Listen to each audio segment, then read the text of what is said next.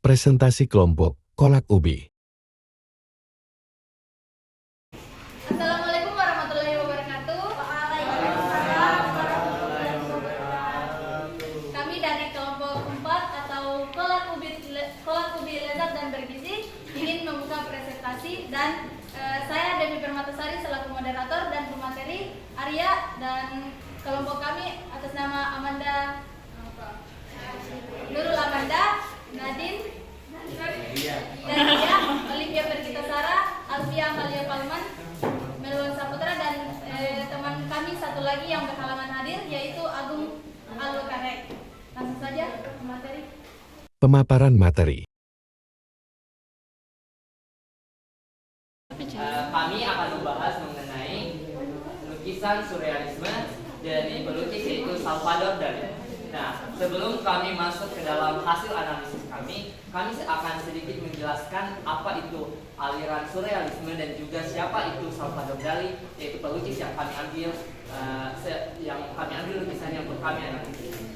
Seperti yang kita lihat bahwa surrealisme merupakan aliran seni yang sudah kita pelajari pada kelas 11 yang memberikan di mana aliran ini mengekspresikan dunia bawah sadar kita. Dan lukisan ini biasa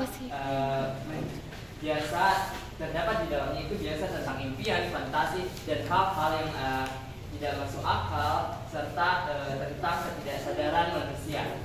Dan di mana surrealisme itu memiliki 3 ciri-ciri. Yang pertama itu imajinatif, kedua kontroversial, dan juga yang ketiga adalah kombinasi tak terduga. Dan masuk ke Salvador Dali, yaitu seorang seniman yang kami ambil lukisannya pada siang hari ini, di mana Salvador Dali adalah memang pelukis yang memang sudah ahli di bidang aliran lukisan surrealisme. Dan kami mengambil lukisan yaitu The Great Masturbation dari Salvador Dali yang dilukis pada tahun 1929. Di sini ada 4 topik pembahasan yang akan kami presentasikan. Yang pertama yaitu unsur-unsur lukisan, yang kedua prinsip-prinsip, objek yang tampak, dan juga makna simbolis dari lukisan yang kami analisis.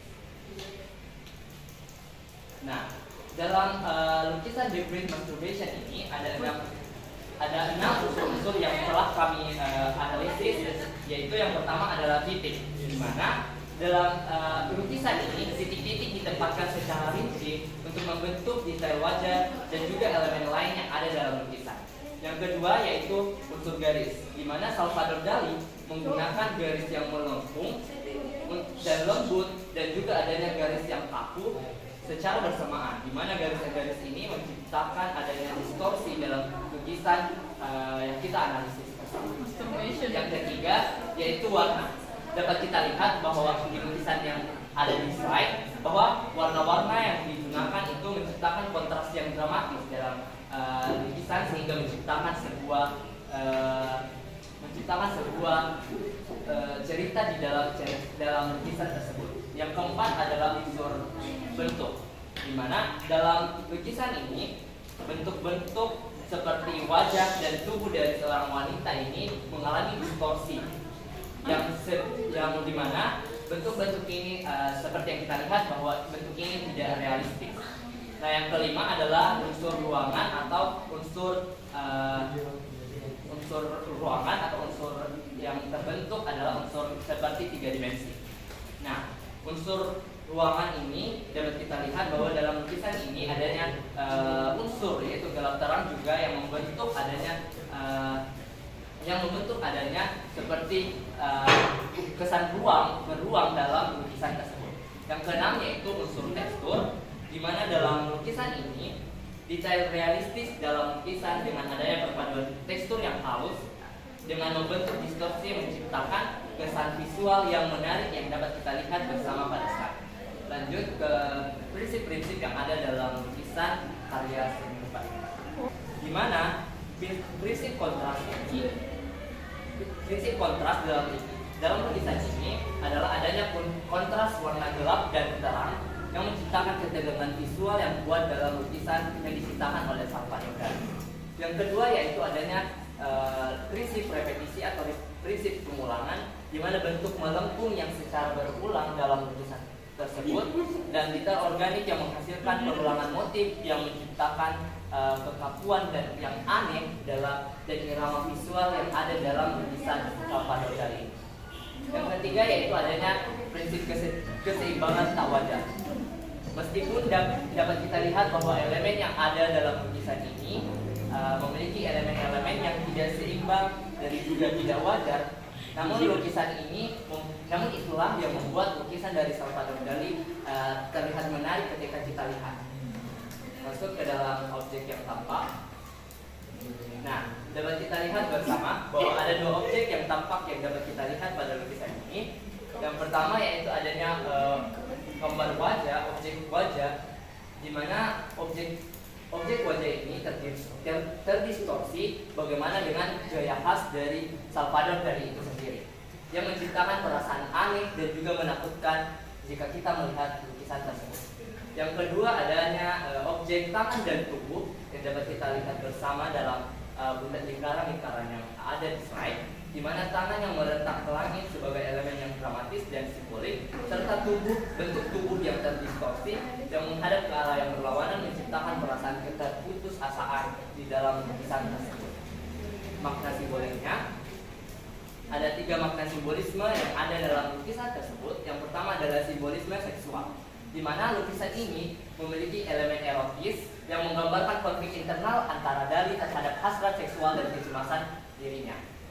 Adanya juga makna simbolik seperti yang ada kita lihat di gambar tadi, di lukisan tadi, adanya jam dan kronologi yang menggambarkan adanya waktu dan kematian, di mana gambar tersebut menunjukkan konsep waktu yang terdistorsi, dan juga adanya gambar belatung di bawah badan wanita tersebut melambangkan bahwa akan adanya kematian dan ketidakberdayaan manusia di hadapan waktu.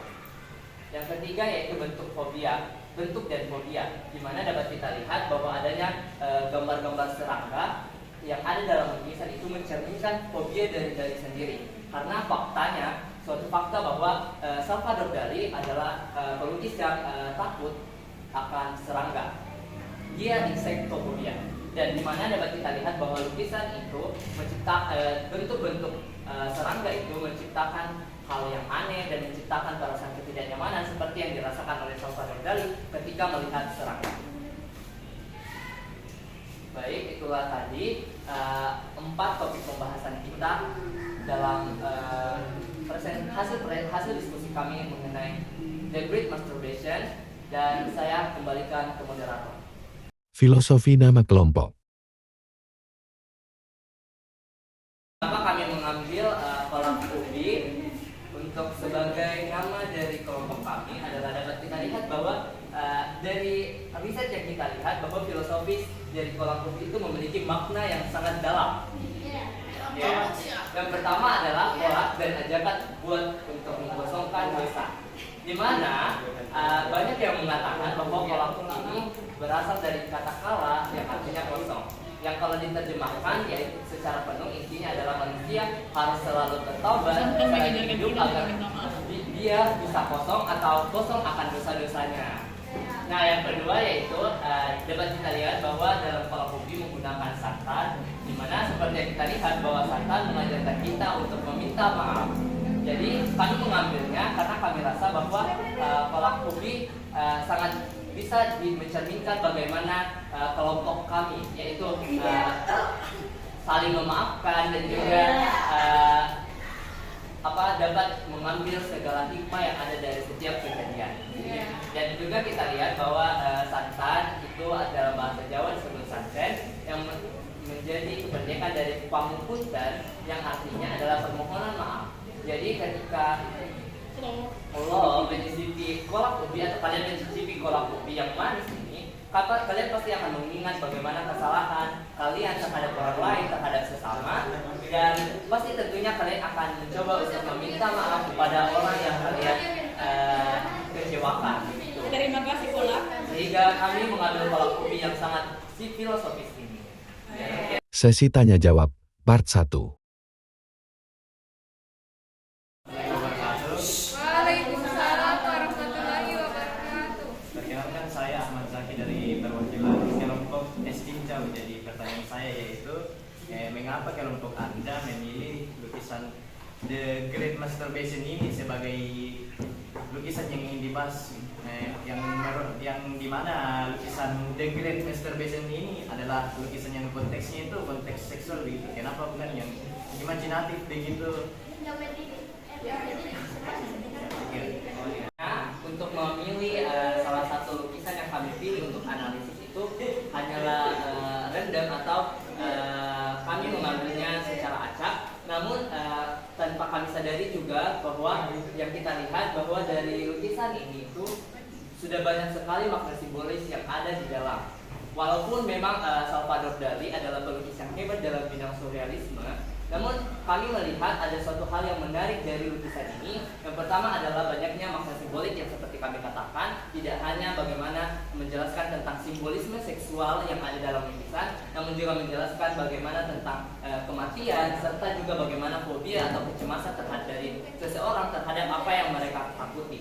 Sehingga alasan yang jelas itu adalah bagaimana kami memilihnya karena ini memiliki banyak sekali makna. Dan juga dari lukisan ini itu dapat kita lihat sendiri bahwa ini juga cukup menarik jika kita lihat secara langsung tanpa kita kulik. Maksud saya adalah ketika kita melihat pertama kali, kami juga langsung tertarik melihat lukisan ini yang ada di internet. Begitu.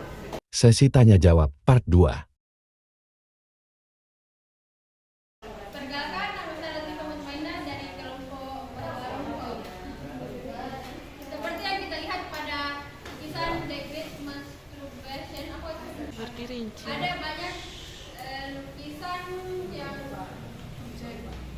ada banyak objek-objek yang tampak yang kecil. Pertanyaan saya, bagaimana Dali menggunakan detail kecil dalam lukisan ini untuk menciptakan makna? Sekian, terima kasih.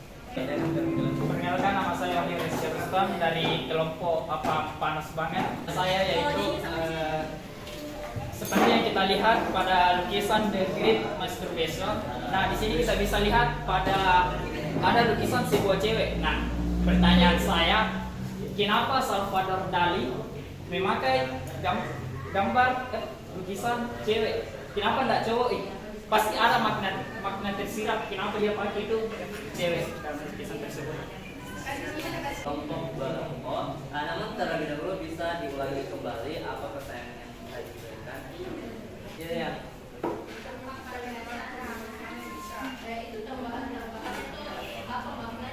Oh iya, baik. Baik, untuk mengefisienkan waktu, mungkin saya hanya akan membahas beberapa objek yang kecil yang memang nampak dan juga masih cukup jelas untuk saudara-saudara lihat. Yang pertama adalah adanya gambar seorang yang sedang berpelukan, dan juga saya akan mencoba menjelaskan mengenai tentang gambar naga. Bisa kita lihat bahwa ini mungkin gambar naga, dan juga gambar yang ini ini adalah bebatuan dan juga adanya kaleng di atas batu tersebut. Baik, yang pertama adalah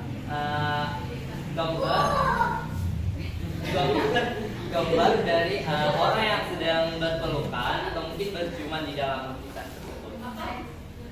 Ya, mungkin berpelukan atau sedang berciuman, karena dapat kita lihat bahwa gambar objek yang ada ini masih kurang jelas juga bentuknya, karena seperti yang kita tahu bahwa surrealisme itu adalah objek yang terdistorsi.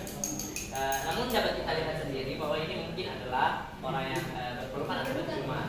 Nah, maknanya itu adalah bagaimana seperti yang kami katakan tadi bahwa makna simbolisme itu adalah yang pertama adalah simbolisme seksual, sama seperti yang ada pada gambar wanita tersebut.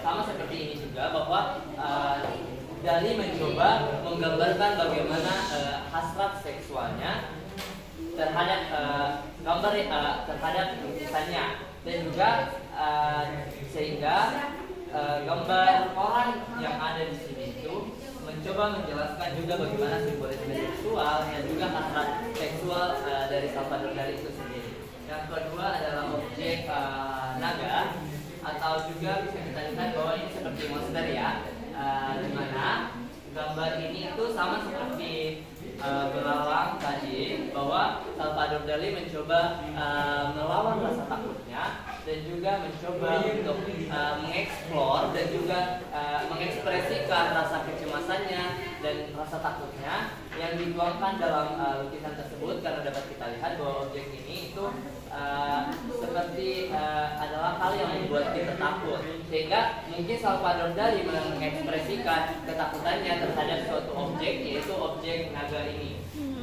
Nah, yang kedua adalah adanya objek bebatuan, mungkin bebatuan yang ada kaleng di atasnya, karena dapat kita lihat bahwa ini mungkin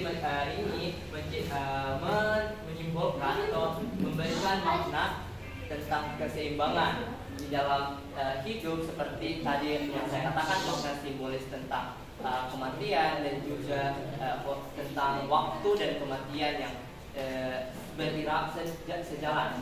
Baik, langsung saja menjawab pertanyaan dari kelompok Apang Sangat Panas dari saudara Wahyu, bahwa mengapa Salvador Dali mengambil perempuan sebagai objek yang ada dalam lukisan The Great Masturbation ini. Dapat kita lihat bahwa dalam lukisan ini perempuan tersebut menghadap ke laki, dimana dapat kita lihat bahwa Salvador Dali mencoba menggambarkan simbolisme seksual atau simbolisme seksual terhadap apa yang ia rasakan, seperti itu, terhadap hasratnya, sehingga dapat kita lihat bahwa dari gambar ini saja itu sudah menjelaskan bagaimana hasrat seksual dari seseorang. Dan juga Penutup presentasi. Presentasi dari kelompok kami, karena tadi sudah diawali, maka kali ini kami akhiri tidak seperti